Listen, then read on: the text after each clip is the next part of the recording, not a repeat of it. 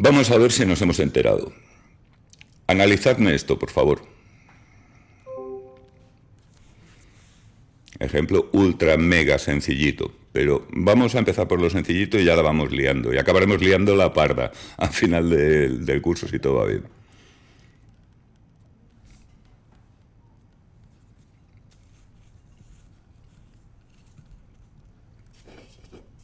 Es un reforzador negativo, ¿no? ¿No sería un castigo positivo? ¿Un perdón? Sofía, ¿decías tú? Sí, un castigo positivo porque le está dando un cachete, ¿no? ¿Más opiniones? Yo diría que es un reforzador positivo, ¿no? Vamos a... Diría ¿Alguien que tiene...? Es un castigo positivo también. Castigo positivo, Sofía y Michelle. Más creo que es un castigo positivo. Ángeles, te estás quedando en minoría. Sí, Vamos ya a ver. veo. Vamos a ver. Reforzador, la conducta aumenta. ¿La conducta del perro aumenta? No, es porque se nos dice que lo intenta cada vez menos y deja de hacerlo totalmente. Vale. La conducta se reduce, se debilita. Por lo tanto, ya estamos hablando de castigo. Vale. ¿Visto, no? No he leído bien. Sí, es que no he leído No, bien. sí, pero es que me encanta esto precisamente porque una cosa es entender la definición y otra cosa es luego cuando te la llevas al caso, que este es un caso sencillo, pero a base de práctica lo acabas viendo, ¡paf!, al momento. Pero hay que empezar. Y por eso estamos con eso, con ejemplos muy sencillitos. ¿Positivo o negativo? Positivo significa que al organismo se le da algo y negativo que se le quita. ¿Al perro este le dan algo o se lo quitan? Me dan un cachete. Le dan un cachete, así que sería un castigo Positivo. positivo porque es dar. Ya está. ¿Entendido? ¿Lo ve todo el mundo? No os quedéis con dudas con esto, por favor. ¿Está clarísimo? Ahora sí. Sí. Siguiente ejemplo. A salvo que tengáis alguna otra cuestión o intervención. Leedlo, por favor.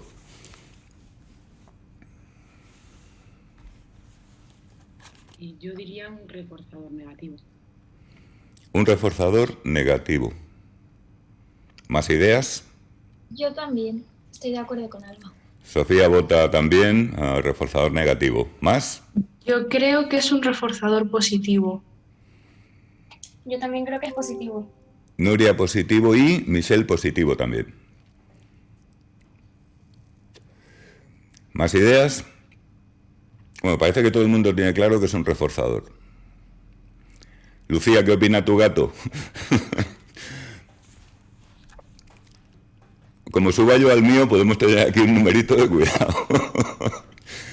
Vamos a ver, se nos dice que a medida que pasa el tiempo cada vez tiende más a saltar a la plataforma, que es la conducta. Está claro, ¿no? Más la conducta a saltar a la plataforma se fortalece, reforzador.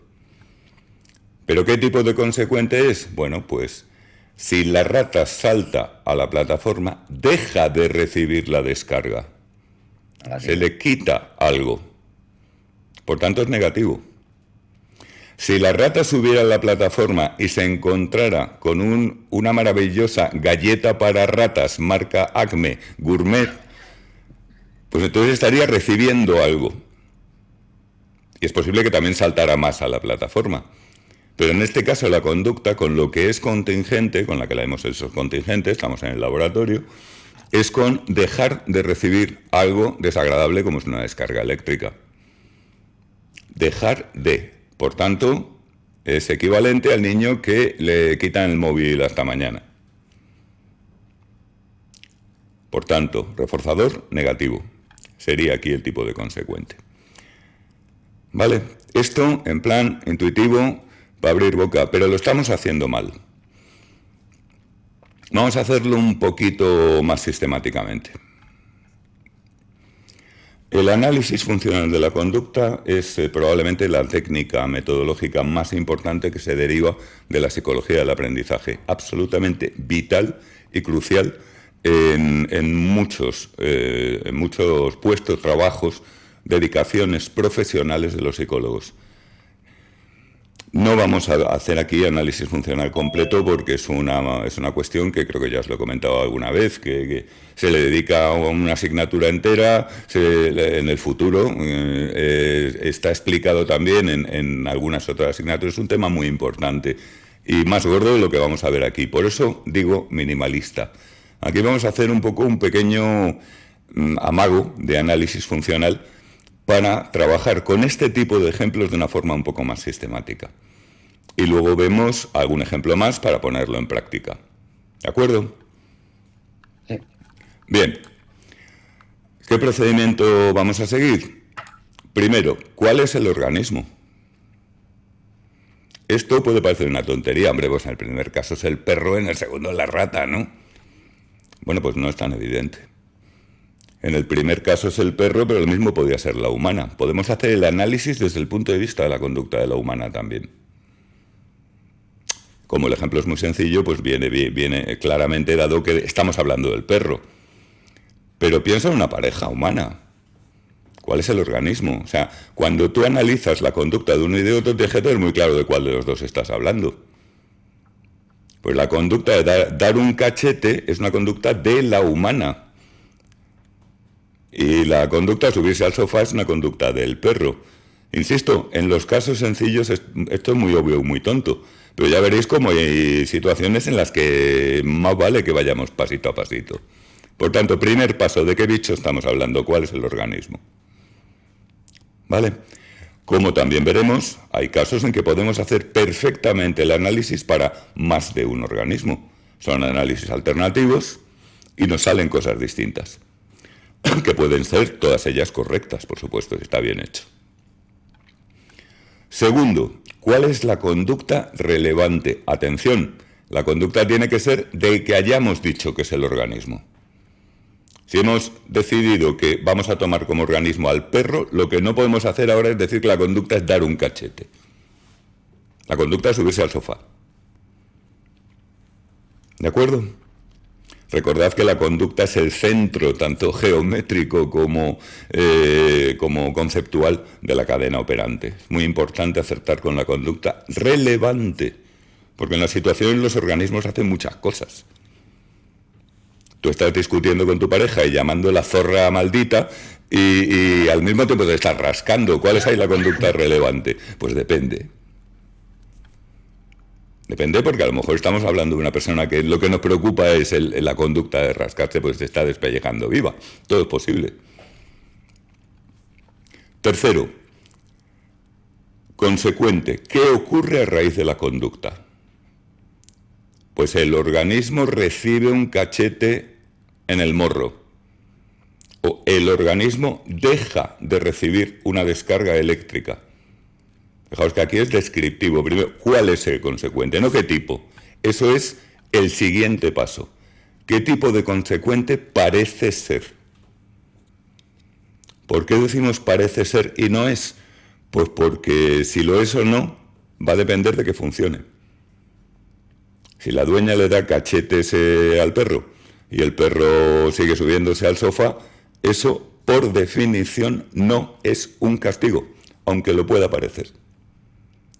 Pensad en la típica abuelita bondadosa que tiene uno de esos perros patada, todos llenos de lazos y de jerseys bordados y movidas, y que cuando el perro se la lía, le hace alguna trastada o lo que sea, sí, ha sido muy mala. Mami está muy enfadada contigo. Pif, y le da un toquecito así.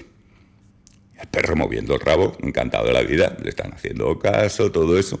Eso no es un castigo, pero la conducta que haya hecho el perro es hasta posible que resulte reforzada. Un caso un poco caricaturesco y extremo, de acuerdo. Pero si es un castigo positivo, negativo, refuerzo, lo vamos a saber cuando veamos su efecto.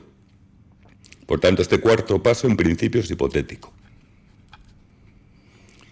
Quinto, ¿qué aspectos de la situación indican al organismo que la conducta irá seguida del consecuente? Algo que no hemos mencionado en nuestros deficientes análisis anteriores. El discriminativo. ¿Qué le dice al perro que si se sube al sofá se va a llevar un cachete?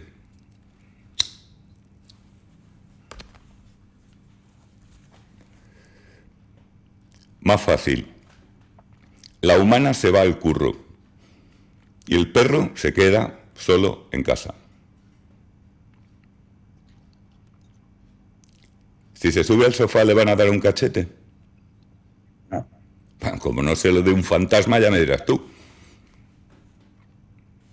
Por tanto, lo que es más, el humano, el parejo de la humana, es más permisivo, odia ese sofá y está deseando que se estropee para tirarlo y comprar otro.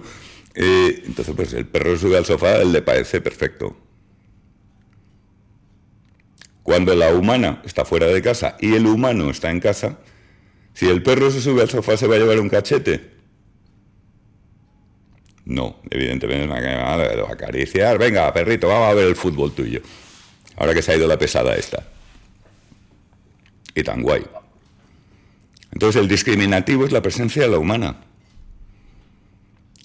Esto los niños pequeños lo aprenden, pero vamos. En presencia de qué adultos se pueden hacer qué cosas de forma segura y en presencia de qué otros adultos te la cargas. Los perros también la aprenden maravillosamente, claro. Y luego viene el típico cretino y ¡ay! A ti te hace caso y a mí no. Nos ha jodido, pero me lo he currado, chaval. O peor todavía, la típica persona que te viene en el parque. ¡Ay, qué bueno es tu perro! El mío es malísimo. Sí, señora, es que se olvidó usted de marcar la casilla en Amazon que decía perro bueno. Entonces te lo llevan bueno y ya está, no tienes ningún problema. Usted, como se le ha olvidado, pues le han mandado un perro endiablado y se joda usted. Tonterías. O sea, me toma el trabajo de adiestrarlo, joder. Que es lo mínimo que tiene que hacer alguien que convive con un animal en una situación urbana. ¿Se ve, no? Bueno, pues el discriminativo en el caso anterior evidentemente era la presencia de la humana, que es la que da cachetes. Y en el otro caso era la visión de la plataforma. Si la rata recibe una descarga y se pone a mirar a su alrededor y no hay ninguna plataforma, no se puede subir a ningún sitio, no puede hacer la conducta. Por tanto, no hay contingencia. ¿Está claro? Y por último, ¿cuál es el efecto a largo plazo de todo lo anterior en la conducta? Se fortalece, se debilita, se queda igual. Aquí es donde ya sí vamos a poder confirmar si en el punto 4 habíamos acertado con el consecuente o no. A lo mejor aquí tenemos que decir, oye, mira, tenía toda la pinta de un reforzador, pero no ha funcionado, porque la conducta no ha aumentado. O al revés, tenía toda la pinta de un castigo, pero no era un castigo, porque la conducta no se ha reducido. ¿Vale? ¿Lo veis, no? Pues vamos a aplicarlo. ¿Algún ejemplo más?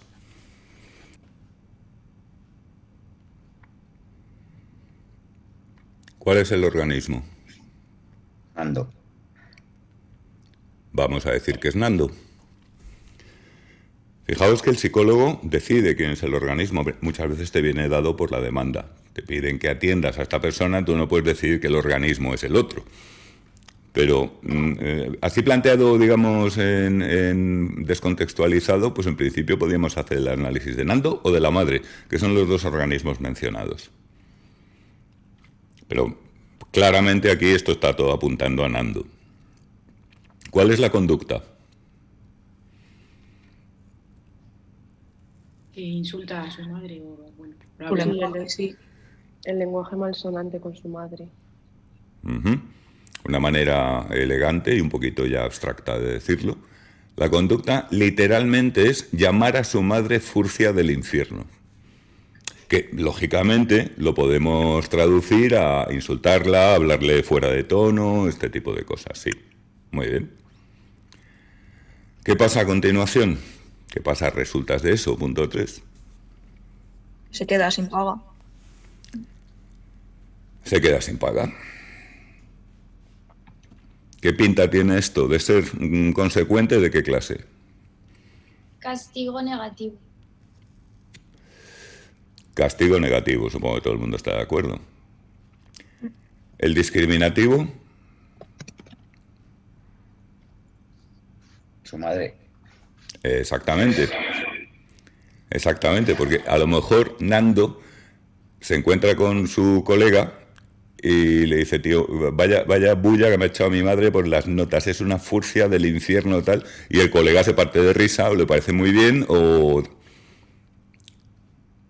¿Se ve? La misma conducta. Pero estando la madre presente, llamarle eso, o cosas parecidas, pues tiene como consecuente que se queda sin paga. El discriminativo es la madre. ¿Y qué pasa a largo plazo? Nos lo dicen al final. Ahora Nando se corta un pelo y cuando habla con su madre tiene más cuidado. Y esa conducta ha resultado reducida. Por tanto, sí, era un castigo. Y un castigo negativo porque la madre, en lugar de pegarle una patada en donde más le duela, que sería castigo positivo, y que además yo creo que estaría bastante justificado. Pero bueno, no entremos. Lo que hace es retirarle, privarle, quitarle algo, la paga. ¿Vale? Está claro, ¿no? Vamos con más. El organismo es el candidato, ¿no? Dímelo tú. Yo diría que sí. Bien, pues vamos a decir que es el candidato. Es que este es un caso parecido al de la pareja que os mencionaba antes de pasada. Es decir, yo puedo analizar esta situación tomando como organismo al candidato o tomando como organismo al entrevistador. ¿Vale? Yo cojo al candidato. Pues venga, cogemos al candidato. Continúa. Bueno, continuad quien queráis, vamos. La conducta relevante sería que le tutea, ¿no? Efectivamente. Está Entonces, claro. Sí. Le habla de tú, le tutea. Sí, señor.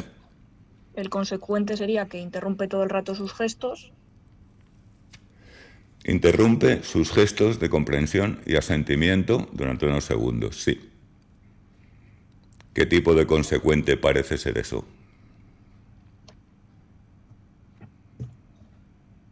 Parece un castigo negativo. Castigo negativo. ¿De acuerdo todo el mundo? Bien. Discriminativo. El entrevistador. Podría ser. En este caso no nos lo dejan claro. Entonces, ¿cómo lo podemos averiguar? El discriminativo. Pues con la información que nos da este pequeño párrafo, es posible que no lo podamos averiguar. Porque fíjate, es perfectamente posible que si estas dos personas luego se encuentran en la cafetería, el entrevistador no tiene ningún problema con que le tutee y no le retira ningún tipo de gesto comunicativo por tutearle. Esto puede pasar, por ejemplo, entre profesores y estudiantes. Tú a mí en clase me tratas con un respeto y con un tal. Desde luego no es algo que a mí personalmente me guste, pero hay profes que sí. Pero luego te los encuentras por la calle y tan normal. Pasa con superiores e inferiores en el ejército. Típico sargento que se emborracha con sus soldados y jajajuju y todo muy bien, pero luego cuando entramos en el cuartel se acabó la historia.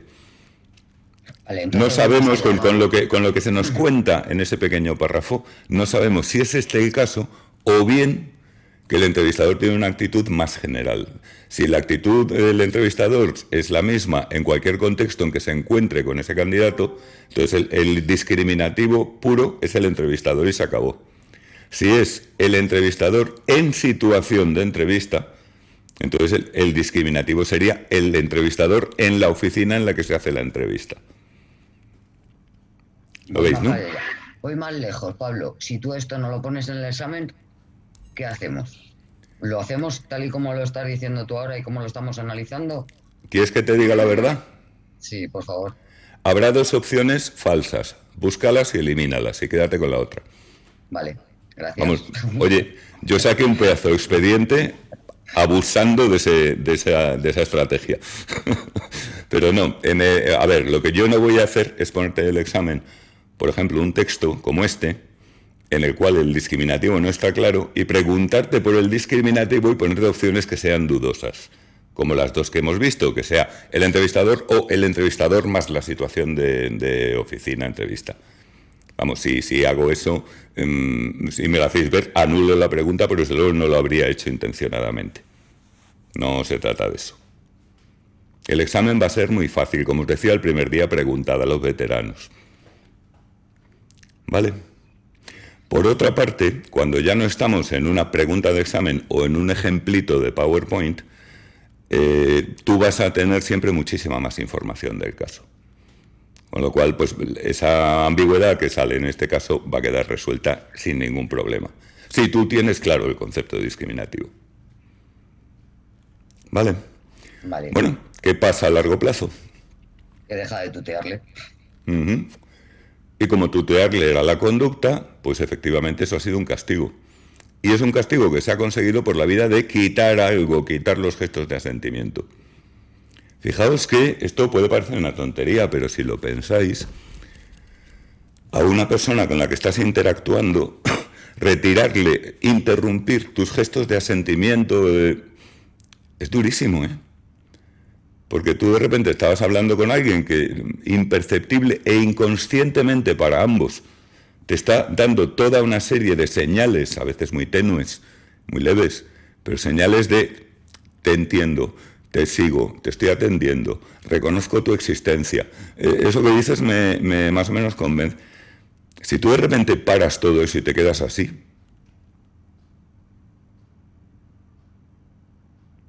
Duele. es muy incómodo, es muy desagradable. Y no te han dado nada, no te han pegado un puñetazo, ni te han insultado, ni te han reconvenido. Simplemente te han quitado algo que en la situación estaba. Normalmente, como en cualquier interacción humana, con la excepción de estos caras de póker que no se sabe si están vivos o muertos, que alguno hay. Otro ejemplo. Organismo. Sonia. Venga, Yo Sonia. diría que es el padre de Sonia. Pero, Yo también creo que es el padre. insisto, la cuestión no es cuál es verdaderamente el organismo, ¿vale? O sea, Ángeles ha dicho, yo quiero analizar esto desde el punto de vista de Sonia. Y Michelle ha dicho, pues no, yo lo quiero analizar desde el punto de vista del padre. Se puede Ambos hacer de son las dos formas. perfectamente legítimos. Y si queréis, pues los vamos a hacer los dos y ya está. Así se nos queda más claro, digo yo. Claro, empezamos por Sonia, organismo. ¿Cuál es la conducta de Sonia? Que pone carita de pena cuando le echan la peta. Ajá. Ahí le has dado. ¿Por qué? Pues porque es la que estamos viendo en la descripción que está relacionada con otras cosas. Fíjate, ¿qué pasa cuando Sonia pone carita de pena? Su padre se baja los pantalones, vamos. Sí, bueno, eso sería un tanto escabroso, pero sí, figuradamente el padre se la envaina. ¿Y eso qué pinta de consecuente tiene? Reducen las broncas que se lleva. Se reduce la bronca. Claro, pero es que fíjate que la reducción de la bronca, la bajada de pantalones o el envainársela son maneras en que nosotros estamos llamando a la misma cosa. Es un refuerzo. ¿Cuál es el refuerzo? Negativo, ¿no? Un refuerzo negativo. Refuerzo negativo.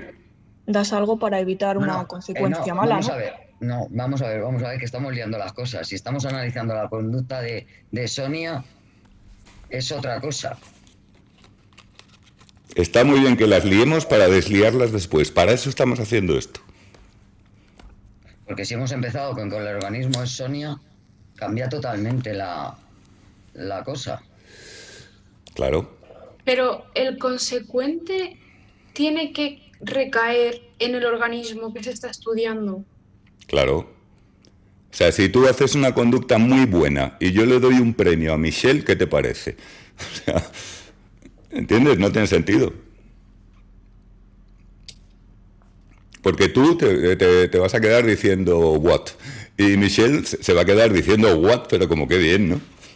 A ver, sí, pero Así, en este gratis. caso, por ejemplo, en este caso, aunque lo estemos analizando desde el punto de vista de Sonia, se puede poner que es un castigo en el sentido de que reduce la bronca del padre.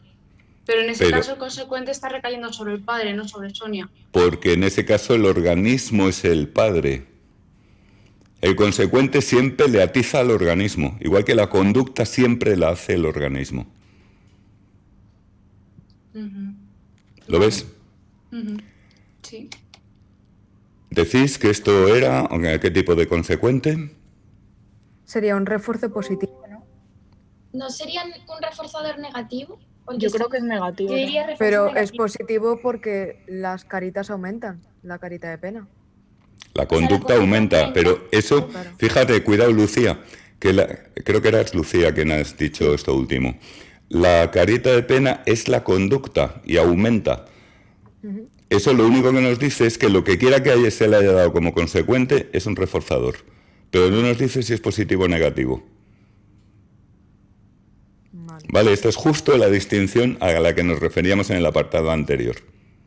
Por eso os decía, sobreaprendedlo. Pues una cosa es saberte la definición y otra es luego verla sobre el material. Real o ficticio, como en este caso. Bueno, ¿qué pasa? Bueno, ¿cuál sería el discriminativo? Pablo, una pregunta. ¿No sería refuerzo negativo? O sea, porque si se le está quitando, o sea, si aumenta la conducta, que es poner la carita de pena, lo que se le quita es la bronca, ¿no? Exactamente. Exactamente, vamos. Nada, ni añado, ni quito, ni pongo nada a lo que has dicho. Vale. Grábatelo, porque te ha salido muy bien. Ok. Vamos a repasarlo de arriba abajo, si os parece, porque parece que esto nos da un poquito este caso. Claro, ya, si os fijáis, desde el perro que se subía al sofá hasta esto, pues hay un cambio de complicación. No muy grande, pero lo hay. Organismo, Sonia, porque así lo hemos decidido. Es precozmente fiestera, no nos interesa en absoluto. En particular, a menudo llega tarde a casa y en tales casos su padre la bronca con gran intensidad. Esto, si estuviéramos haciendo un análisis funcional completo, hablaríamos de una operación motivacional, pero olvidaos de eso. Pero la bronca amaina rápidamente, el padre rebaja la bronca, si Sonia hace la conducta, que es poner carita de pena. Y actualmente, cabe pensar, tiempo después, no sabemos exactamente cuánto, Nuria, pero cierto tiempo después, cuando el padre empieza a recriminarle whatever, Sonia directamente pone la carita de pena. Con lo que las broncas que recibe se reducen al mínimo, es decir, le funciona. Está perfectamente claro. Conducta, poner carita de pena. Consecuente, reducción de la bronca. ¿Qué pasa? Pues que claro, como eso le funciona, es exactamente igual que la rata que se sube a la plataforma. ¿Cuál es el discriminativo? El padre, ¿no? El padre echándole una bronca. Fíjate que son las dos cosas. Sonia se encuentra con su padre por la mañana cuando está cada uno preparándose su desayuno y están de buen rollo, tan normal, y Sonia no se va a poner a ponerle caritas de pena. ¿Para qué? No. Lo veis, ¿no? Y a la inversa. Sonia llega tarde y resulta que el padre está profundamente dormido y quien le echa la bronca es la madre. Entonces Sonia pone la carita de pena. Y la madre le dice, mira, pequeña zorra canalla, eso se lo haces a tu padre, pero a mí no me vacilas. Conmigo no te sirve. Entonces, no funciona. O sea, el discriminativo que le dice a Sonia, si pones carita de pena, vas a sentir alivio, es el padre echándole una bronca. Concretamente, las dos cosas. Fijaos que el discriminativo siempre es el que le dice al organismo que va a obtener el consecuente si hace la conducta. Por tanto, si está, con la madre no funciona, no vale esta contingencia, nada. Y Sonia probablemente se va a cuidar muy mucho de ponerle caritas de pena a la madre. Hará otras cosas, intentará otras cosas y oye, que tenga suerte, me da igual. Y no le va a poner caritas de pena al padre todo el rato, sino solamente en aquellos casos en que quiera apaciguarlo. Es decir, que se reduzca algo desagradable para ella, como es una bronca, etcétera. ¿Lo veis, no? ¿Alguna duda? Yo tengo una duda. Pues dispare usted. Es que yo no termino de ver que sea un reforzante, yo lo veo como un castigo positivo, porque das una expresión facial y eso es lo que hace reducir el comportamiento del padre, ¿no? Pero, ¿quién es el organismo? Sonia. Entonces, lo que se reducirá o se aumentará será el comportamiento de Sonia. El padre es parte del ambiente. Te has cambiado de análisis. Vale. Ahora hacemos el análisis del padre y verás que si no hubieras cambiado el organismo, lo que dices es muy correcto. Vale, entonces, en este caso sería un reforzante porque es lo que hace que Sonia siga repitiendo esa conducta. Exactamente. Organismo Sonia. Sonia hace una conducta, que es poner carita de pena. Cuando pone carita de pena, se reduce a algo desagradable para ella y la carita de pena aumenta, puesto que aumenta reforzador. Puesto que el consecuente consiste en quitar algo desagradable, la bronca, reforzador negativo.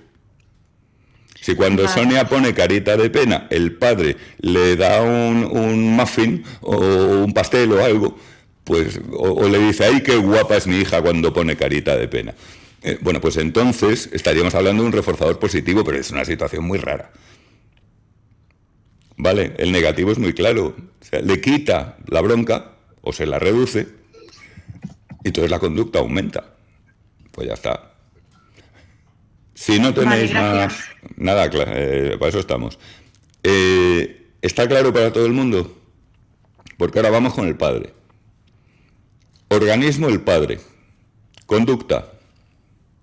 Echarle la bronca, ¿no? Exactamente. Echarle la bronca a su hija. Sonia se llama así.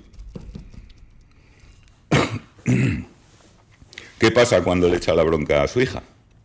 Pues que conforme le va echando la bronca, las caritas de pena de su hija van aumentando, porque le funciona. Bueno, no se nos dice otra cosa que Sonia pone carita de pena. O sea, una expresión facial dolida, contrita. Desde el punto de vista del padre, no es que aumente dentro de esa misma situación la carita de pena, sino simplemente que se produce. A resultas de eso, ¿qué pasa con la conducta del padre? Que era echarle la bronca. ¿Aumenta o se reduce? Se reduce. Efectivamente. Cuando él empieza a echarle la bronca, la hija le pone una expresión facial que para él es un estímulo, que a resultas del cual la bronca, su conducta hace ¡fum! Decae. ¿Vale? ¿Qué clase de consecuente sería la carita de pena para el padre? Fijaos que ahora es Sonia la que es parte del ambiente y el padre el que es el organismo.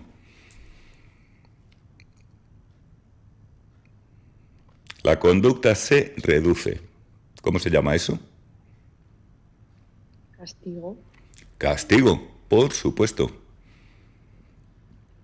¿Y en qué consiste el consecuente que da lugar a ese efecto de castigo, de reducción de la conducta? En que se le administra un estímulo, una expresión facial. Se le da. Como si sonara un timbre o como si le apuntara con un flash de luz. Por tanto, es castigo positivo. La conducta de echar la bronca es objeto de castigo. Fijaos que para determinadas personas, yo creo que todos tenemos a alguien que cumple con esa condición, ver a ciertas personas que queremos muchísimo con una expresión de sufrimiento es para nosotros muy doloroso. O sea, a lo mejor a este pobre padre tú le dices, oye, ¿qué prefieres? ¿Una descarga eléctrica en tus partes nobles o ver a tu hija con cara de pena? Pues a lo mejor no lo duda, ¿eh? Es un castigo positivo como un piano de cola. Además, queda claro que funciona porque cada vez que ponen la carita de pena, ¡pum!, la conducta se va. ¿Lo veis, no? Atención, en este caso tenemos los mismos elementos, lo mismo que hace de conducta en el primer análisis, hace de consecuente en el otro. O sea, cambian los roles, aunque la situación es la misma. Son dos análisis desde dos ángulos distintos, desde dos organismos distintos, de la misma situación. Esto es lo normal, no la excepción. Si pensáis en situaciones naturales de conducta humana, en la inmensa mayoría de los casos es posible hacer el análisis desde más de un punto de vista, desde el punto de vista de más de un organismo. O sea, esto no es un ejemplo extraño. Los ejemplos extraños son más bien aquellos en los que hay un organismo que es ese y tiene que ser ese. Fijaos que solamente teníamos un organismo aislado sin otro organismo en el ejemplo artificial de laboratorio, el de la rata. Todos los demás, que poco más o menos se pueden parecer a la vida real, pues ya entra más gente, o más animales, entran más organismos. ¿Cuándo haremos el análisis desde el punto de vista de un organismo desde otro? Pues va a depender del problema que estemos abordando, naturalmente. Como decía antes, en clínicas, claro, es desde el punto de vista de la demanda. Y en otras situaciones profesionales, pues será, pues, normalmente, ya os digo, los requerimientos del trabajo nos dicen claramente por dónde tenemos que tirar. Y muchas veces tendremos que hacer los dos. El caso más evidente es el que también os comentaba de terapia de pareja. Que a ti te vienen dos personas que tienen unos problemas tremendos de convivencia, pero quieren seguir juntas porque se quieren mucho. Para ayudarlas vas a tener que analizar desde los dos puntos de vista, pero vamos, seguro.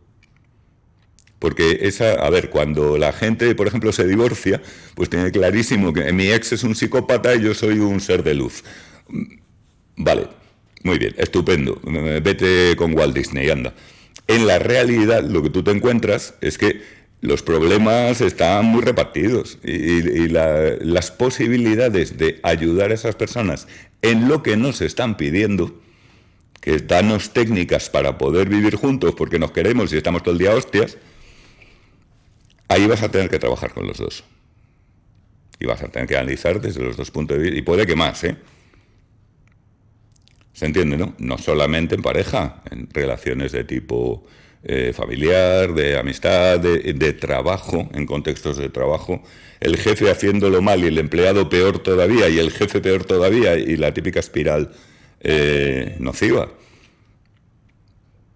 ¿Vale? Ah, mira, que nos quedaba una. Venga, esta me la salto para coger velocidad. No. A la salida del cole, el padre y el crío pasan a diario por delante de una tienda de chuches. El crío siempre pide al padre que le compre alguna y este se niega. Pero el crío insiste, suplica, implora y muchas veces el padre, al final, el muy gilipollas, acaba cediendo. Ya os explico lo del muy gilipollas, porque es muy gilipollas. No este hombre en particular, que no le conozco, sino su manera de gestionar esta situación. Organismo. Vamos a verlo desde el punto de vista del crío, que en este caso, la verdad, es el que más naturalmente se presta a que lo veamos como organismo. ¿Cuál es la conducta del niño? La insistencia, la súplica, no. No, el pedirle chuches. Ah, bueno, sí. Vale, perdón, sí, que me he adelantado. No. Sí, lo que el niño hace es pedir chuches y pedirlas, digamos, muy vehementemente o insistentemente o como lo queráis llamar. ¿Qué pasa a continuación? Pues lo que pasa a continuación es que algunas veces el padre le compra las chuches y otras veces no. Está claro, ¿no? ¿qué tipo de consecuente sería que el padre a veces le compre las chuches? Un reforzador. Exactamente. Reforzador positivo, porque es que se le da algo, se le dan unas chuches, vamos, más claro el agua, como la pellet de la rata. ¿Qué es lo que pasa a largo plazo? No se nos dice. ¿Cuál es el discriminativo? Pasar con el padre por delante de la tienda de chuches. Fijaos, no basta la tienda de chuches, pues si no está el padre y el hijo no tiene dinero, no tiene a quién pedirle las chuches. Y además, si es la madre, a lo mejor la madre le dice, que te calles, callado, como te vuelva a oír. O sea, que con la madre no hay... Es otra situación, es otra estructura de contingencias. Se ve, ¿no? El discriminativo es la tienda de chuches y el padre, que informan al niño de que si ahora pides chuches, tienes una probabilidad de obtenerlas. Ahora os voy a explicar por qué decía el muy gilipollas al decir el padre, porque es que este hombre hace lo peor que puede hacer. Lo peor. Si tu hijo te pide chuches, tienes dos opciones. ¿Se las compras o no se las compras? Si las compras, pues se acabó el asunto.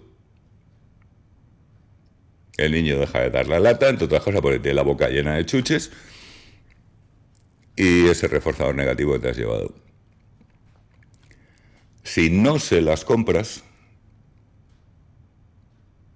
y el niño insiste, y entonces sí se las compras, fijaos el mensaje que le estás dando al niño. Tú insiste. Es decir, no estás simplemente reforzándole pedir chuches, estás reforzándole pedir chuches insistentemente. Eso es lo peor que puede hacer. Si de entrada dices que no, cíñete al no.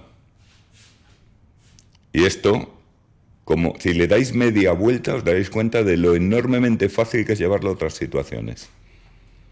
Pensad en la típica pareja que ella es más de salir y él es más de quedarse en casa. Venga, Paco, vámonos por ahí a tomar algo y tal. Cualquier situación en la que alguien pide algo a otra persona y la insistencia es reforzada, es dinamita. Por razones que estudiaremos en programas de refuerzo. Es el mismo mecanismo de la ludopatía, que es una de las formas más bestiales de provocar tasas de respuesta enormes y además prácticamente compulsivas. El mensaje que le estás dando a este niño es: tú insiste que llegará. Y no ese es el mensaje que querría darle el padre. Probablemente el padre, el mensaje que le querría dar es: déjame en paz, por favor. O algo así. ¿Está claro? Sí. Antecedente. Tipos de discriminativo. Primero, estímulo discriminativo ED o E+, es un estímulo o una situación estimular, más en general, que indica la disponibilidad del consecuente. Es decir, indica que la contingencia conducta consecuente está activa. ¿Vale? Este es el tipo de discriminativo de que hemos estado hablando en casi todos los ejemplos que hemos visto hasta ahora. Pero hay otro. Estímulo delta, E delta o E menos. Indica que la contingencia no está activa. Es decir, que el consecuente no está disponible aunque hagas la conducta. ¿Vale? Lo vamos a ver tiene razón Ángeles, son definiciones y conceptos y definiciones y conceptos, pero veréis cómo en los ejemplos está muy claro.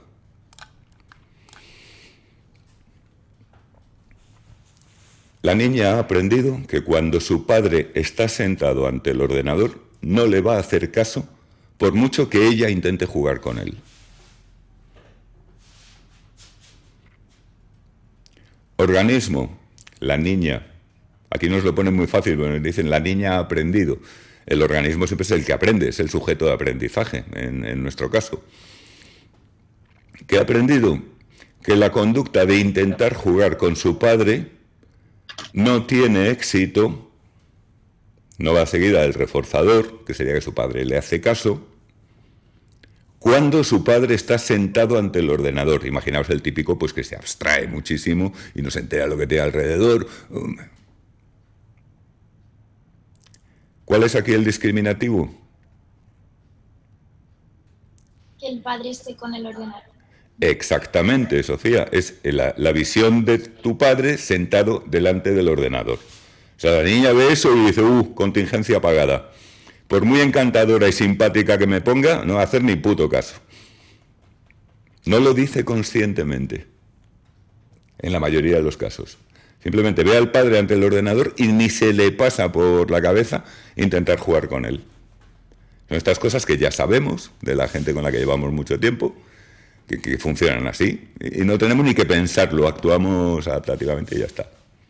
Pero fijaos que este discriminativo, el padre sentado ante el ordenador, lo que le dice a la niña es que la contingencia no está activa. Es un E-delta. ¿Lo veis? El resto del tiempo, si el padre está andando por el pasillo, o está sentado en el sofá, o está, pues seguramente es muy frecuente que si la niña llega y le empieza a incitar a jugar, pues que el padre le siga el rollo. Pero cuando está sentado delante del ordenador, discriminativo delta, E-delta, esa contingencia está inactiva. ¿Entendido?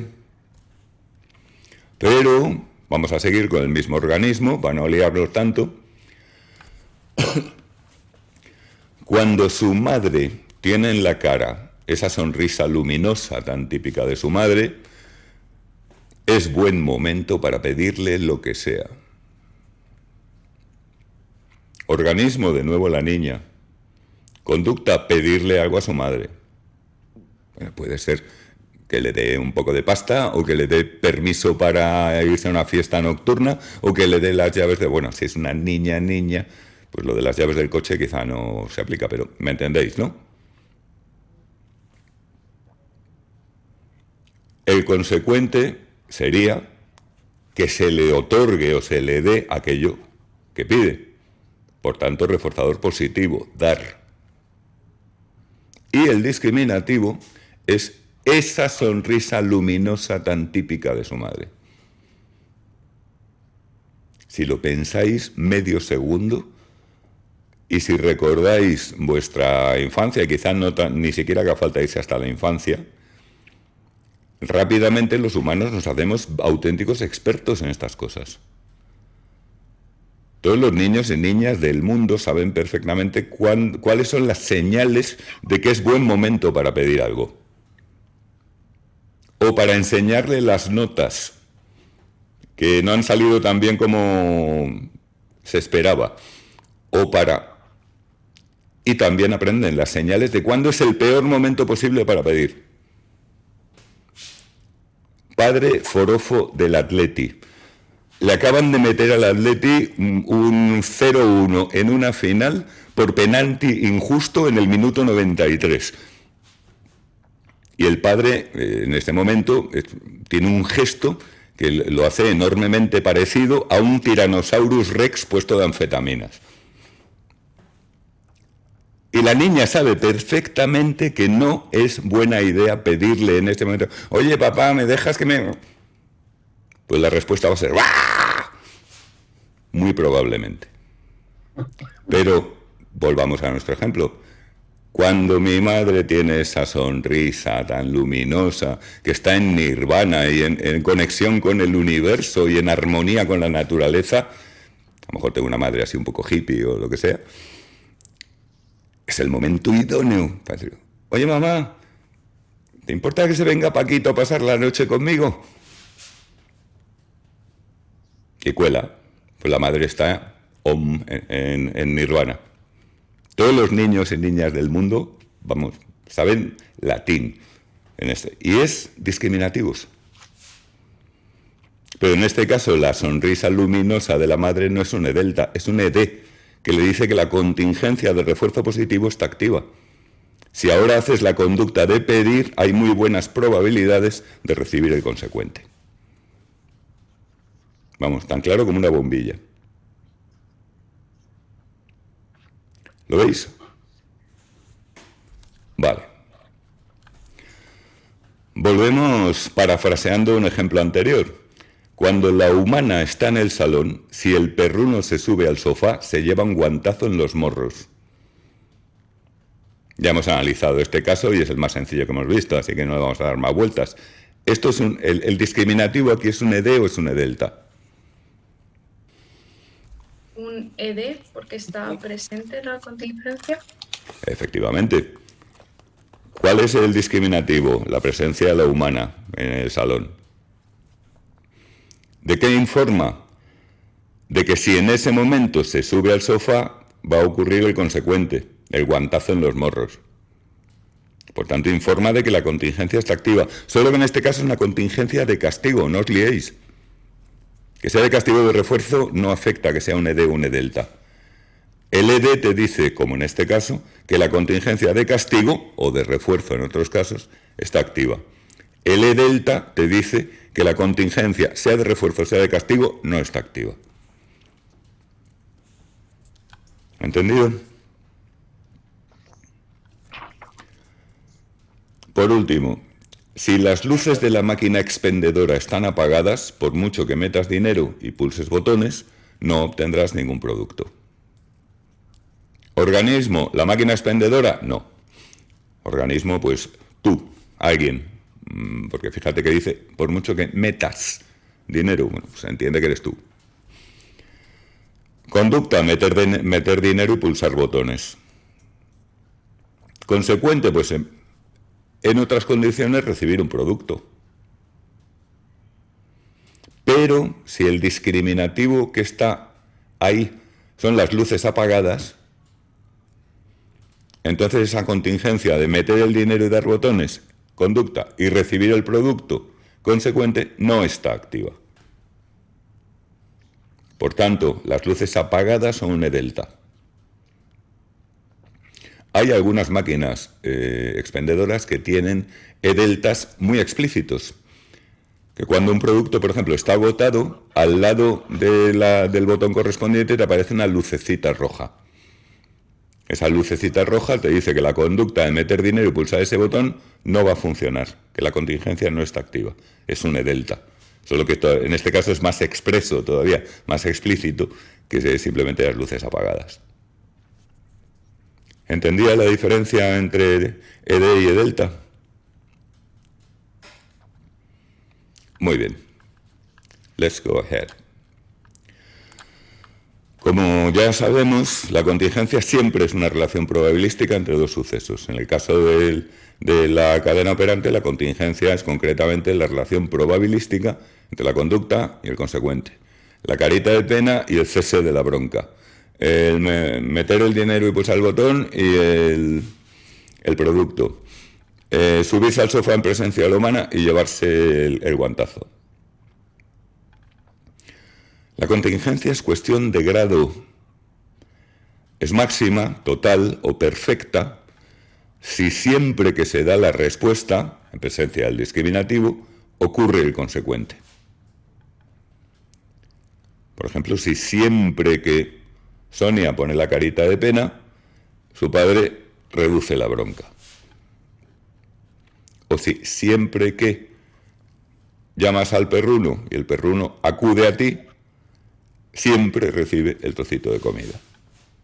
En una contingencia perfecta. Las contingencias perfectas son raras en la naturaleza. Son más bien de laboratorio. En la vida real, incluso las contingencias más altas tienen sus fallos, tienen sus ocasiones en que no funcionan.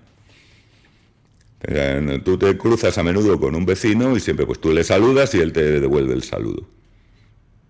Pero es muy posible que un día pues está muy centrado en sus cosas, muy abstraído, o no ha dormido bien, está medio empanado, o lo que sea, y no te devuelve el saludo en esa ocasión.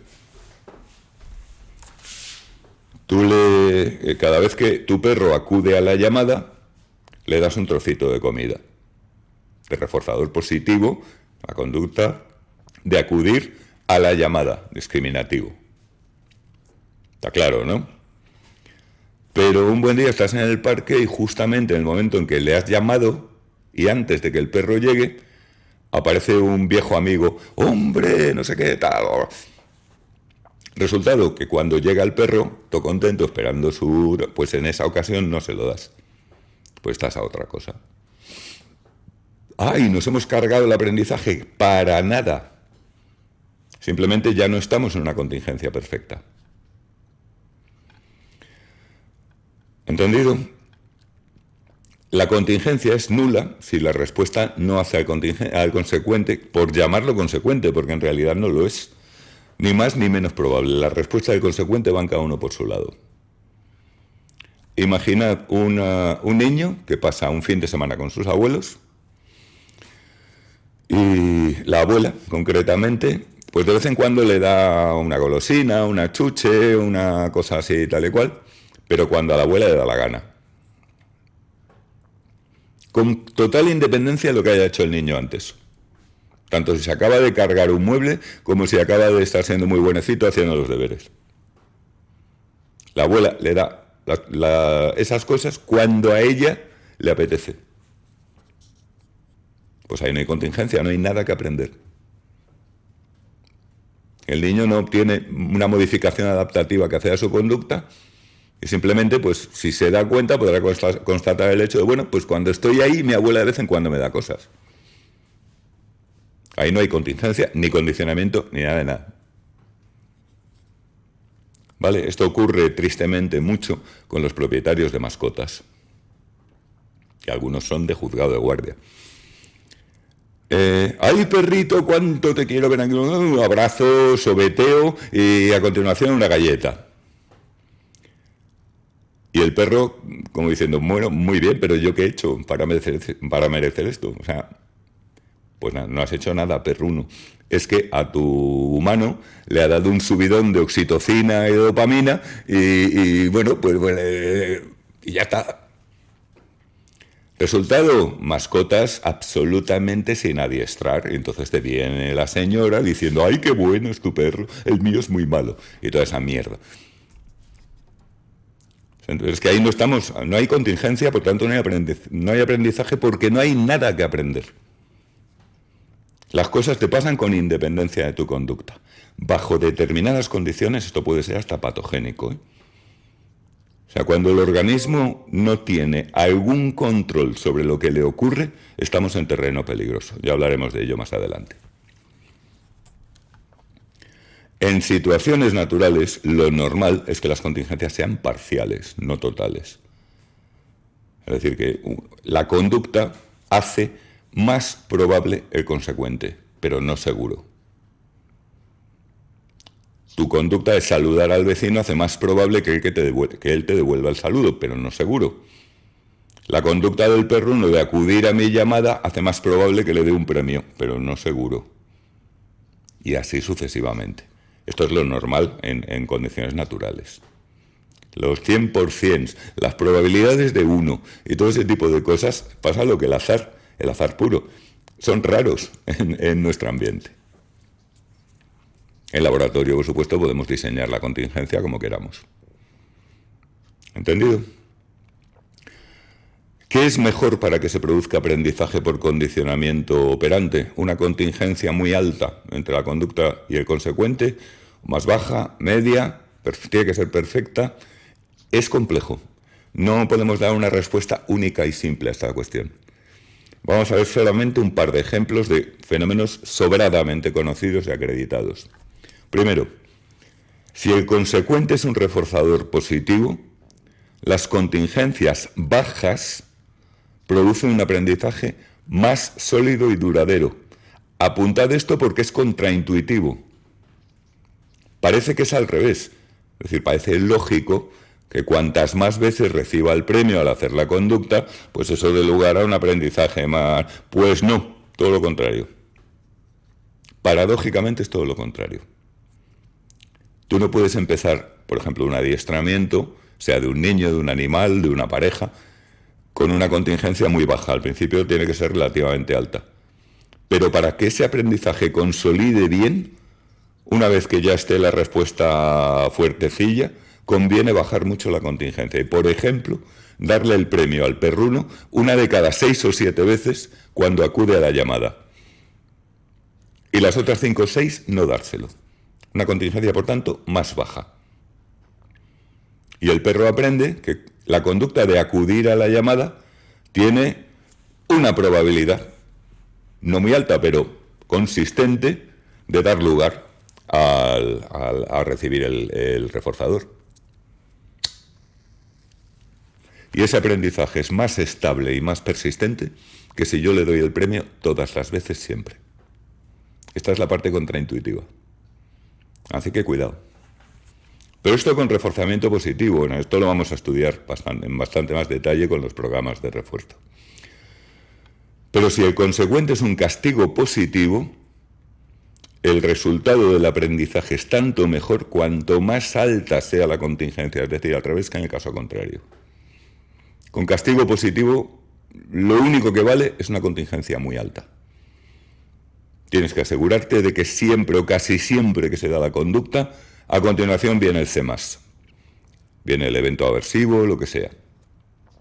Porque si no es ineficaz o peor todavía, contraproducente.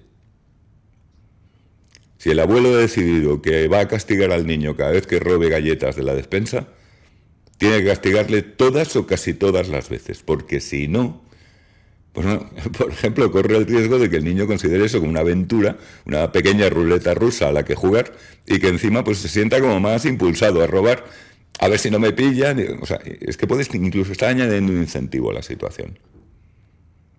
Esto no tiene necesariamente por qué ser así. Pero lo cierto es que si te metes en la vía del castigo positivo, que no es la mejor vía casi nunca, siempre hay alternativas más elegantes y menos invasivas, pero si te metes, tiene que ser a tope. Contingencia muy alta. No vale eso de, bueno, parece que ya la conducta se está moderando, vamos a dejar de castigar. El peor error posible. Es que a veces rebota y se va más arriba la conducta de lo que estaba antes de que hubieras empezado. Por tanto, son solo ejemplos. Quedaos con la idea. La relación entre la magnitud, fijaos, estamos hablando de una función de una probabilidad, pues no, 0,2, 0,5, 0,7, 0,9. La relación entre esa magnitud de la contingencia y el efecto en el condicionamiento es complicada y es diferente para los distintos tipos de situaciones de condicionamiento operante. ¿Ok? El moldeamiento, shaping en inglés, es la principal técnica de que disponemos para implantar conductas nuevas en el organismo. Fíjate en el problema que se nos plantea. Ya sabemos que por condicionamiento operante podemos fortalecer conductas del organismo a base de administrarles reforzadores, de reforzarlas, y podemos reducir conductas que presente el organismo, pues, por ejemplo, por medio del castigo. Pero, ¿qué pasa cuando la conducta sencilla y llanamente no está en el repertorio conductual del organismo y este no la realiza prácticamente nunca? Por ejemplo, suponte que metemos a una rata en la típica caja de Skinner para entrenarla en la típica respuesta de presión de palanca, el paradigma básico skinneriano de toda la vida. Nuestra rata llega a la caja y despliega su repertorio conductual, empieza a hacer las cosas que hace una rata cuando la abandona a sus propios impulsos, es decir, deambula, va de un lado para otro, se atusa los bigotes, se atusa los genitales, de vez en cuando bebe, rampa, se sube por las paredes. Es una conducta muy, muy común en una rata cuando está relativamente confinada. Y a la palanca ni caso. La palanca no significa nada para la rata. Desde su punto de vista es un trozo más de la pared. No tiene ningún motivo ni ningún impulso para accionarla. Y así nos podemos pasar, y lo digo por experiencia propia porque me ocurrió en una práctica cuando era estudiante, nos podemos pasar la sesión entera mirando como bobos cómo la rata hace sus cosas e ignora olímpicamente la palanca. Aquí es donde interviene el moldeado. El moldeado es conseguir gradualmente una respuesta que estaba ausente del repertorio conductual del organismo por la vía de reforzar conductas que van aproximando a esa respuesta, que se van acercando a ella progresivamente. Es decir, reforzando respuestas que constituyen aproximaciones sucesivas a la respuesta objetivo, en este caso presionar la palanca. ¿Cómo lo podríamos aplicar en este caso? Bueno, pues veamos la caja en planta, por hacernos una idea, con su comedero, con su palanca en planta, es decir, vista desde arriba. Y su rata, que está ahí colocada, ignorando, como decíamos, absolutamente la existencia de la palanca. Vamos a trazar una línea imaginaria que divide la caja en dos, una mitad en la que está la palanca y una mitad en la que no está. Y vamos a adoptar la regla de dar reforzamiento a la rata en aquel caso en que permanezca 5 segundos o más en la mitad de la caja donde está la palanca. Si la rata cruza la línea hacia arriba, según lo tenemos representado, y se mete ahí y permanece 5 segundos, le damos un reforzador. Si se queda otros 5, le damos otro reforzador, y así sucesivamente. Estamos simplemente partiendo de la conducta que la rata ya tiene de deambular, de deambulación, de ir explorando de un lado para otro, y reforzando específicamente la deambulación en una dirección. Estamos reforzando que permanezca en esa zona. Con ello vamos a conseguir que al cabo de poco tiempo la rata pase la mayor parte de su tiempo en la zona señalada, en la zona que nos interesa. Bien, a partir de aquí cambiamos la regla y lo que hacemos es, de nuevo, esta zona donde está la palanca la volvemos a dividir en dos imaginariamente y ahora ya solamente vamos a administrar reforzador a la rata por permanecer en la zona superior del todo, en la zona más próxima a la palanca. Ya ese otro fragmento que se queda ahí en medio ya no vale. Para conseguir el reforzador tienes que estar en el cuarto superior de la planta de la caja. Al cabo de un tiempo, la rata efectivamente así lo hará. A base de reforzamiento conseguimos que su conducta vaya en esa dirección, vaya a mantenerla cada vez más tiempo en esa zona. Y entonces repetimos un poco la operación. Ahora vamos a trazar dos líneas imaginarias de nuevo que delimitan un rectángulo relativamente pequeño coincidente con la zona de la palanca y vamos a reforzar la conducta de entrar y permanecer en ese pequeño rectángulo. Si te fijas, ahora tenemos a la rata en cierto modo como encerrada junto a la palanca. La rata sigue desplegando su repertorio conductual normal, sigue deambulando, sigue rampando, sigue atusándose. Y entonces, como ahora está relativamente confinada, antes o después le va a dar a la palanca por casualidad. Fíjate que la hemos empujado contra la palanca, pero de una manera muy poco invasiva y muy elegante, sin tocarla, sin empujarla, sin amenazarla, solamente reforzando. Una vez que la rata presiona la palanca un par de veces o tres de forma fortuita, porque lo va a hacer, ya empezamos a dar reforzamiento solamente a la presión de palanca y ya es nuestra, ya tenemos una conducta que previamente no estaba en el repertorio conductual del organismo. Fíjate qué bien. Cuidado, a lo mejor se te ocurre que esto podría ser simplemente una especie de artificio, artilugio o truco de laboratorio, nada más lejos de la realidad. El moldeado es extraordinariamente importante en infinidad de aplicaciones prácticas. Por ejemplo, imagínate que estamos trabajando con una persona que nos ha pedido ayuda porque tiene un déficit gordísimo de habilidades sociales. Y una de las cosas que hemos advertido es que jamás establece contacto ocular con el interlocutor.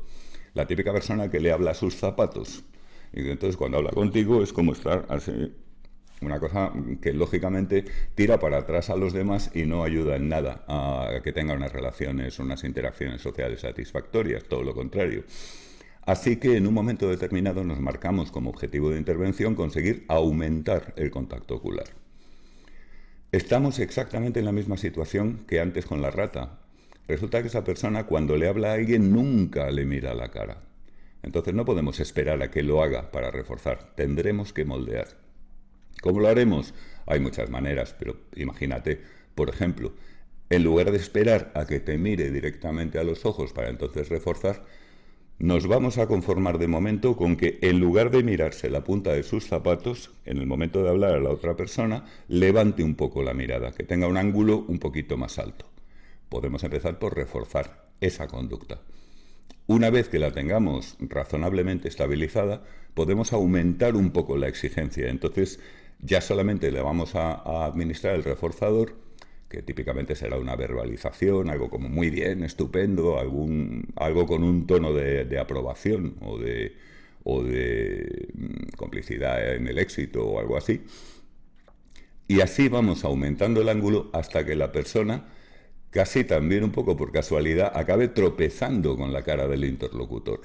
Y entonces ya vamos a dar el reforzador solamente a esos casos. Ya tenemos la conducta que no estaba y ya podemos empezar a trabajar desde ahí. O imagínate estos perros de asistencia que están entrenados para ayudar a personas con distintas discapacidades a ganar autonomía, a poder realizar algunas de sus actividades cotidianas. Estos animales tienen que realizar conductas muy sofisticadas y además con una morfología enormemente concreta. No podemos, de nuevo, sentarnos a esperar a que el perro haga la conducta perfecta para ayudar al paciente a pasar de la cama a la silla de ruedas para entonces administrarle el reforzador, porque sencillamente no lo va a hacer. Vamos a tener que empezar por cosas mucho más básicas, mucho más rudimentarias y que estén de alguna manera entre las conductas que ya realiza el organismo. Y a partir de ahí, como siempre, por aproximaciones sucesivas, vamos llevando mediante reforzamiento al organismo hacia la respuesta deseada. Supongo que ya tienes la idea. Pero quede claro, nada de una cosa de laboratorio. Sin el moldeamiento, el condicionamiento operante sería un mecanismo infinitamente menos útil de lo que es para el psicólogo, porque no podríamos hacer otra cosa que aumentar y disminuir conductas que ya están, y no podríamos implantar conductas nuevas, que muchas veces, como creo que se desprende de los ejemplos, es precisamente la clave del éxito de nuestra intervención. El moldeamiento es en gran medida un proceso artesanal, es decir, para determinadas conductas que frecuentemente son objeto de interés en la intervención psicológica, pues ya son conocidos procedimientos de moldeado que se sabe que funcionan bien y que basta conseguirlos para conseguir la respuesta en cuestión. Pero con cierta frecuencia te vas a encontrar en tu vida profesional con que necesitas implantar una conducta para la cual no existe un procedimiento de moldeado concreto que esté en los libros y te lo vas a tener que inventar. Esta es una parte muy bonita y muy creativa de nuestro trabajo. Una advertencia del Servicio de Prevención de Errores Tontos en Exámenes. Cuidado, no confundir modelado, modeling, aprendizaje por modelos, con moldeado, que es de lo que estamos hablando ahora. En inglés no hay problema, porque moldeado es shaping y modelado es modeling, entonces son dos palabras muy distintas, pero en español pueden darse líos y la gente a veces se confunde porque claro, solamente son un par de letras cambiadas. El modelado es el aprendizaje por modelos y no tiene nada que ver, es aprender por imitación. Esto, como ya hemos comentado, es muy habitual, extremadamente habitual en primates y bastante raro en otras especies. Por ejemplo, con ratas no funciona. El moldeado sí que funciona con ratas y con muchas otras especies y como supongo que queda claro, es una cuestión totalmente distinta. Aunque la palabra pueda sonar parecido y a veces darle algún disgusto a alguien en plan tonto en un examen, que no te ocurra. En un proceso de condicionamiento operante, si lo consideramos en abstracto y de forma muy completa, podríamos distinguir fases o etapas, que no es que sean etapas o fases sucesivas, sino que son momentos en los que tienen características diferentes. Primero, la adquisición. Lo que llamamos la adquisición es el periodo durante el cual, diríamos coloquialmente, ocurre propiamente el aprendizaje, es decir, desde que el organismo todavía no tiene el aprendizaje hasta que se alcanza el nivel criterio de este. También llamamos así al procedimiento o situación concreta que se haya aplicado para lograr que la conducta llegue a aprenderse. Y en este sentido hablamos también de entrenamientos, de tipos de entrenamiento, lo comentamos enseguida. Pero vamos, que la adquisición se refiere tanto al tiempo, al periodo, desde que el organismo no ha aprendido hasta que ya ha aprendido, como a la manera concreta en que se ha producido ese aprendizaje en términos de las condiciones objetivas de la situación. En el caso típico, lo que vamos a observar durante un proceso de adquisición es, primero, que la morfología se hace más homogénea.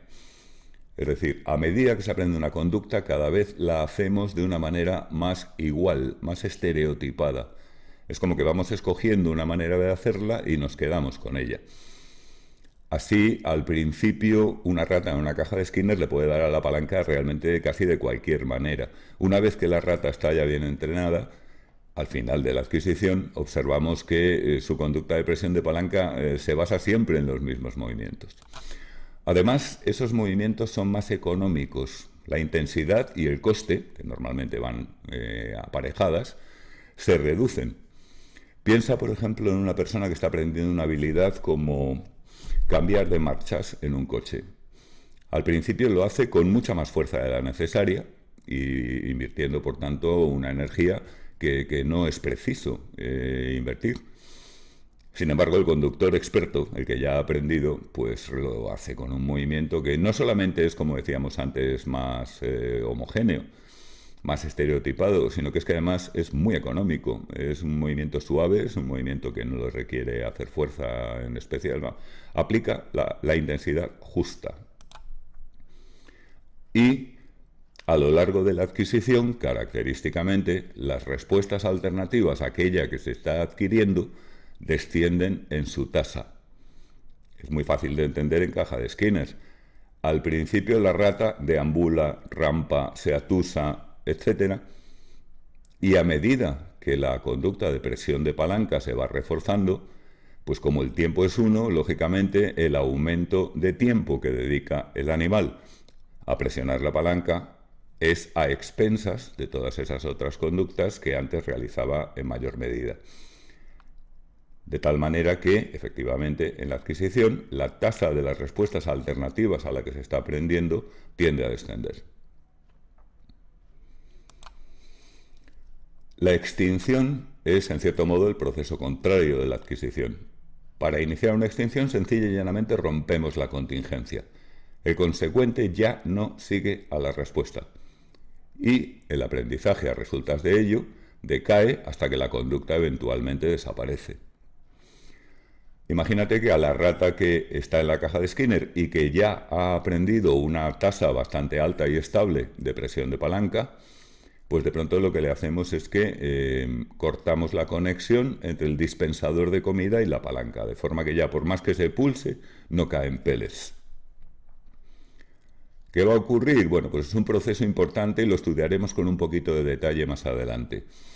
Pero sustancialmente a la larga lo que ocurre es que la rata cada vez va presionando menos la palanca, ya no tiene ningún motivo para hacerlo. La conducta ha dejado de ser reforzada y por lo tanto decae y vuelve a su tasa base, que puede ser perfectamente 0.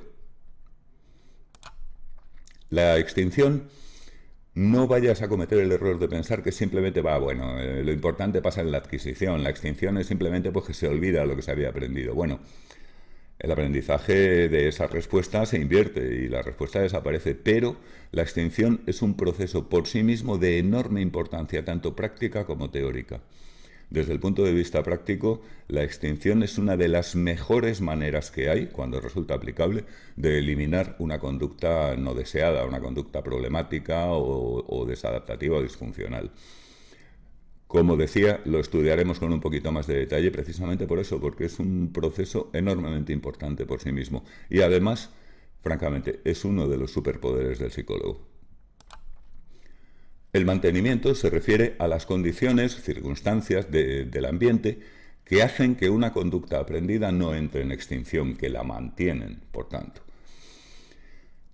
La verdad es que el mantenimiento es un asunto que algunas veces da verdaderos quebraderos de cabeza al psicólogo profesional, porque te encuentras con conductas que son problemáticas, que el organismo o la persona realiza con gran frecuencia y que no es nada evidente qué le reportan, es decir, qué las refuerza. Lo que mantiene una conducta típicamente son contingencias de refuerzo. Y más de una vez te vas a encontrar a ti mismo en tu vida profesional devanándote los sesos con aquello de ¿pero qué es lo que mantiene esta conducta? Es cuestión de dar con los reforzadores que la mantienen y obrar en consecuencia. Normalmente estarán ahí, algunas veces son muy evidentes. El hermano pequeño le ríe las gracias a la niña, entonces la niña sigue diciendo sus gracias un poquito subidas de tono. Eso es obvio. Pero hay otras veces, piensa por ejemplo en qué es lo que hace que una persona realice sostenidamente una conducta tan terriblemente costosa como crear virus informáticos cuando no puede presumir de ello, nadie le va a felicitar, aparentemente, si se sabe que lo ha hecho, sencilla y llanamente va a ir a la cárcel. ¿Qué mantiene esa conducta? Podríamos poner infinidad de ejemplos más, pero lo que quiero que quede claro es que el mantenimiento de una conducta no siempre es evidente. Hay algunas veces que nos va a costar trabajo encontrar cuáles son concretamente las contingencias de refuerzo que están manteniendo una conducta. Porque si es una conducta deseada, naturalmente, para poder aplicar, por ejemplo, extinción, es esencial que sepamos qué es lo que hay que tocar, qué reforzadores habría que quitar para que la conducta entrara en extinción.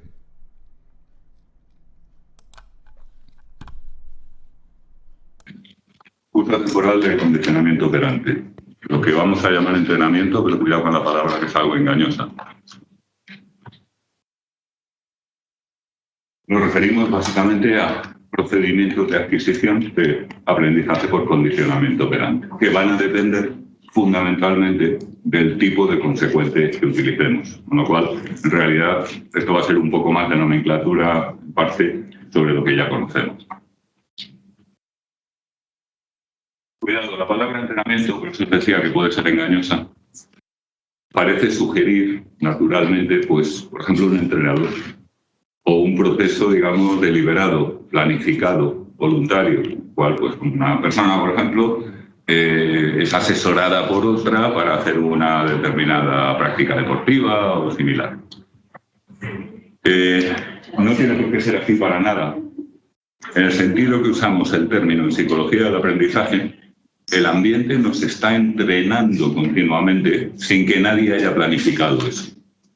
Tú en tu entorno natural te encuentras con situaciones en las que estás siendo entrenado para hacer más una conducta, hacer menos otra, todo ese tipo de cuestiones a través de contingencias de refuerzo y de castigo.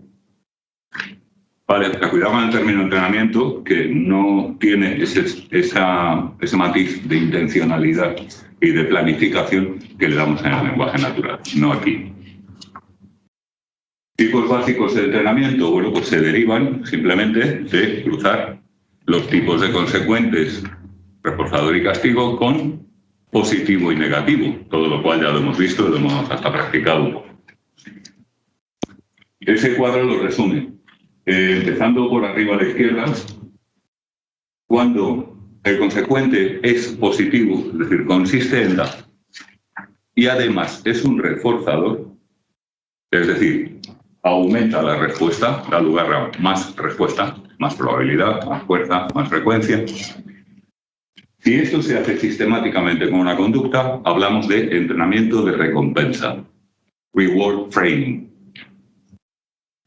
Por lo tanto, como es evidente, la típica rata en caja de Skinner, que la conducta de presión de palanca va seguida de R+, está siendo sometida a entrenamiento de recompensa.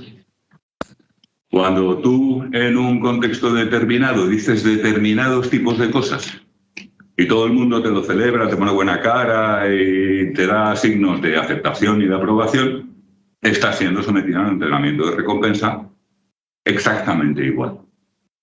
Y por tanto, ya sabemos lo que pasa cuando aplicamos reforzamiento positivo sistemáticamente a una conducta. Esa conducta sube. Vale. Entrenamiento de castigo. Cuidado. Perdón. Si aplicamos como consecuente algo, un suceso, un estímulo, que tiene el efecto de reducir la conducta, menos R, y además ese suceso consiste en dar algo y no en quitarlo, Es decir, es un castigo negativo. Si aplicamos sistemáticamente castigos negativos a una conducta, estamos en lo que se llama simplemente y a secas entrenamiento de castigo. Esto es muy sencillo, porque no tiene más historia. ¿Vale? Pero fijaos, si aplicamos castigo negativo, no estamos haciendo entrenamiento de castigo. Esta es una nomenclatura un poquito engañosa en este sentido. Siguiendo hacia abajo, si el castigo es negativo, es decir, el castigo consiste en quitar algo, acordaos de los ejemplos, quitar la paga, retirar los gestos de asentimiento que se estaban dando, etcétera, etcétera, estamos en lo que se llama habitualmente, de forma conjunta, entrenamiento de omisión. Cuando tú cada vez que tu hermano hace una tontería en la mesa, le quitas el móvil, estás aplicando entrenamiento de omisión. Un padre que cada vez que el hijo llega tarde lo deja sin paga, le está aplicando entrenamiento de omisión. ¿De acuerdo? La aplicación sistemática de castigos negativos a una conducta engloba o se suele reconocer como entrenamientos de omisión. Lo que ocurre es que aquí hay muchos matices y variantes. Es decir, este es un tema en el que no vamos a entrar, pero que sepáis que en este recuadro hay más cosas. Por ejemplo, un método muy característico en muchos contextos, por ejemplo, de adiestramiento animal, incluyendo la educación de niños, consiste no en quitarle directamente nada, no en quitarle la paga o no darle la comida cuando le toca o quitarle el postre, sino en ponerlo en una situación en la que está privado de sus fuentes habituales de refuerzo. Es lo típico de encerrar al perro. Por ejemplo, cuando el perro anda por ahí suelto, si hace determinadas conductas que ya ha aprendido, tiene una buena posibilidad de conseguir bastantes reforzadores. Se hace el simpático con la gente le da cosas, le acaricia. Ahora bien, si lo encerramos solo, pues no tiene la posibilidad de hacer las conductas que le dan refuerzo. Es decir, ahí no le estamos quitando nada directamente. Le estamos privando de la posibilidad de obtener reforzadores. Es lo que se conoce como privación de fuentes de refuerzo.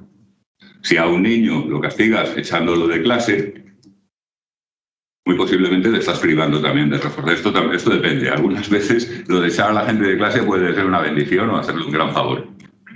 Pero en muchos otros contextos no. Te pierdes las bromas, las anécdotas, no puedes recibir las risas de los amigos cuando dices una gracia. Ya sabes, depende. Pero es lo mismo, es privar de las fuentes de refuerzo. ¿Vale?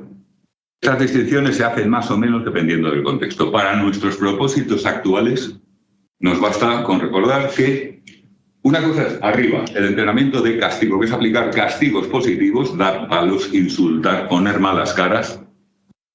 Y otra cosa es el que podemos llamar globalmente entrenamientos, si queréis en plural, de omisión, que consisten en sistemáticamente quitar cosas al organismo contingentemente con una conducta. Y esas cosas pueden ser incluso la posibilidad de obtener reforzadores mediante otras conductas. ¿Entendido? Y llegamos al cuadro más complicado. El reforzamiento negativo, si os acordáis, consiste en que conseguimos aumentar una conducta, aumentarla, pues si no sería reforzamiento, a base de quitarle algo al organismo. Eso que le quitamos, característicamente será algo aversivo. Recordad, la pastilla y el dolor de cabeza. Tu conducta de tomar la pastilla se ve reforzada por el subsiguiente descenso en el dolor de cabeza. Creo que ya he comentado que esto es muy poderoso y muy peligroso. No, da lugar a muchos problemas. Muchas veces nos vienen individuos a consulta con problemas que incluyen, entre otras cosas, conductas adquiridas de esta forma que no se consiguen quitar. Vale. Dos variantes. Entrenamiento de escape y entrenamiento de evitación. ¿En qué se diferencian? En el entrenamiento de escape, el organismo con su conducta puede interrumpir un suceso aversivo. Por ejemplo, el dolor de cabeza con la pastilla.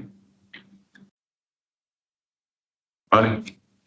Si te duele la cabeza, te tomas la pastilla, el dolor de cabeza se interrumpe.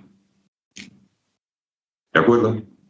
En el entrenamiento de evitación, el organismo puede no interrumpir un estímulo aversivo, por ejemplo, que ya está en marcha, sino prevenirlo completamente, conseguir que no llegue a aparecer.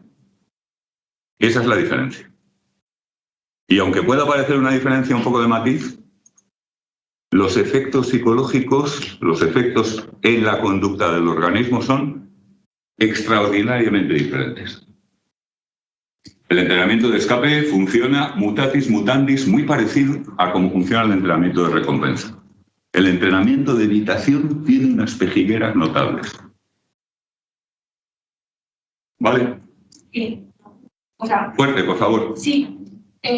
Lo que has dicho de que hay casos a veces que, bueno, que te llegan personas que han adquirido este tipo de conductas. ¿Cómo?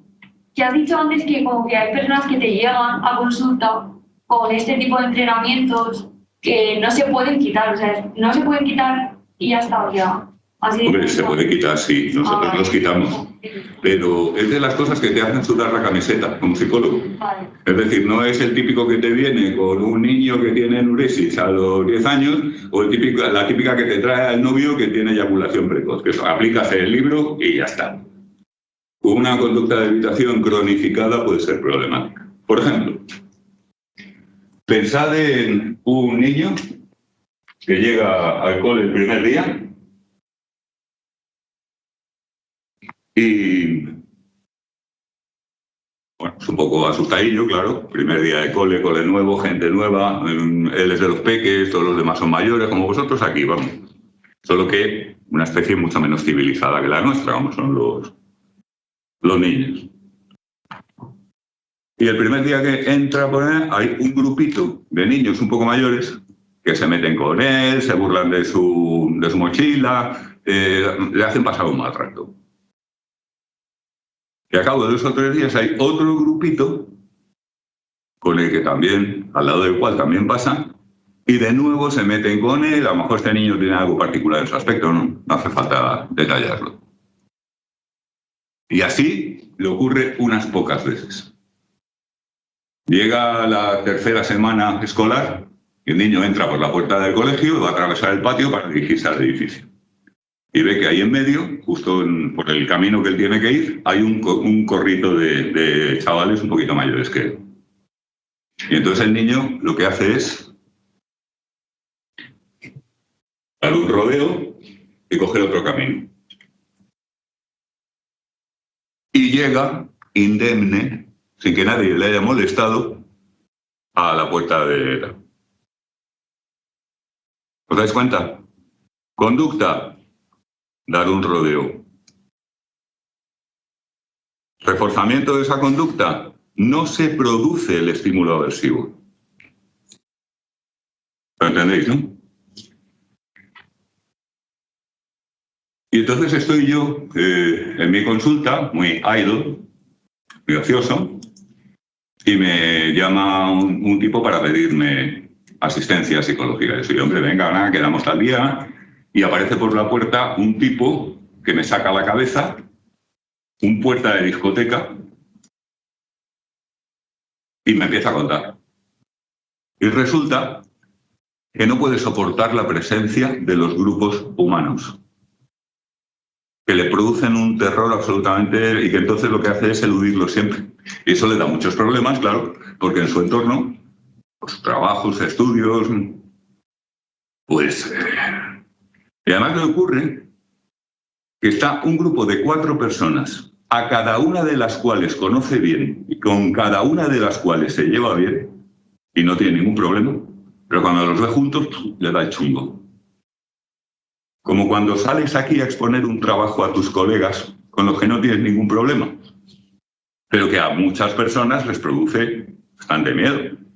y llegan a cuarto sin haber tomado medidas, y entonces pocos días antes de defender el TFG ante un tribunal con público, te empiezan a contar que tienen pánico a hablar en público. La madre que te parió. Primero, podías haber tomado medidas en primero, en segundo, en tercero. Pero segundo, me lo podías haber dicho antes y hacíamos algo rápido. Pero fijaos en lo que ha ocurrido. Este señor, el grandullón, es que da risa que le den miedo los grupitos. Vamos a ver, ahí hay un grupo de mindundis que llegas tú ahí, haces así, paf, paf, y está todo volando por los aires. Ya, pero si es que no va de eso. Es el mismo niño, del principio. Y ha llegado a sus 20 y tantos años arrastrando esa conducta de evitación, que además ya va aparejada a una gran ansiedad del discriminativo. El discriminativo es la visión de un grupo, evidentemente. La visión de un grupo discriminativo te informa de que si haces la conducta de dar el rodeo, no llega el estímulo aversivo. ¿Qué pasa? Que hace ya 20 años que ese estímulo aversivo no hubiera llegado de ninguna de las maneras, porque a ver quién se atreve a meterse con ese menda. Pero da igual, su mecanismo de condicionamiento no hace esos razonamientos. Grupo, yuyu, mal rollo. Hay que hacer la conducta que hay que hacer cuando aparece un grupo, porque así no tengo ansiedad y así no me pasa nada. ¿Qué me hubiera pasado? No lo sé, pero hay que hacerlo. No es consciente, no es intelectual, no es voluntario. Pero te encuentras a un señor de 20 y tantos años como un castillo que se asusta cuando ve grupos de chicas jóvenes, por ejemplo, o de chicas y chicos, o de señores mayores, ya por generalización.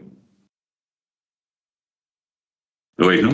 No, estamos hablando de un fenómeno importante de laboratorio, pero también de un fenómeno muy importante. La evitación es muy perversa. Quizá alguno de vosotros conozca a una de estas personas que cuando llegan los exámenes y se acercan los más fastidiados, de repente descubren que es absolutamente urgente ordenar sus libros, su habitación o su colección de no sé qué. ¿No conocéis a nadie así? ¿A que sí? Claro, es un poco decir, pero vamos a ver. Si no vas a estudiar, por lo menos haz algo divertido, pero no sirve. Porque si haces algo divertido es transgresión. Entonces el timo que te metes a ti mismo es hacer algo que parece productivo, trabajo, etcétera, para no hacer lo que quieres evitar.